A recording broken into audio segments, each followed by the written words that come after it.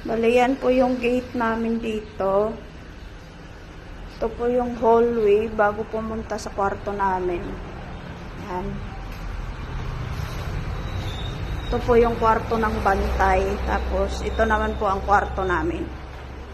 Yan. Bali, ito po ang kwarto namin.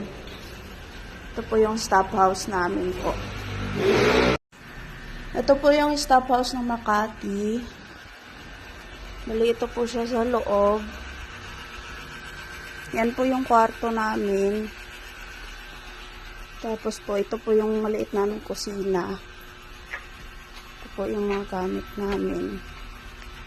Ito, mga lagayan po ng mga anik-anik.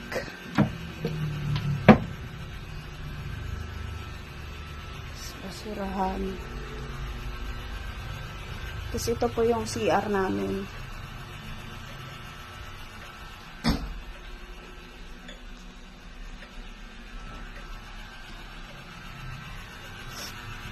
Kayan po ng mga sapatos, tsinelas namin.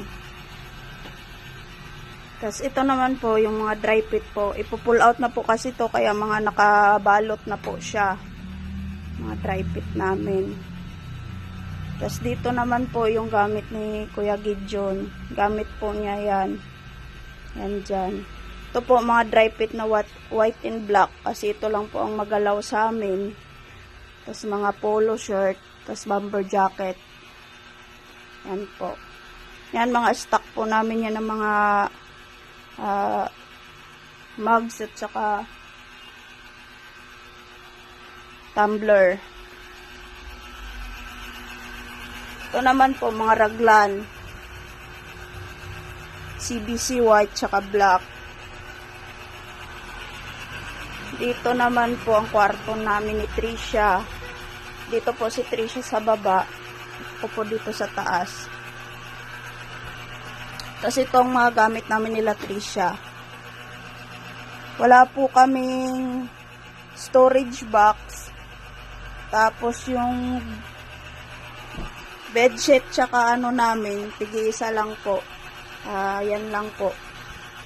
Tapos ito po yung mga stock ng mga CBC namin.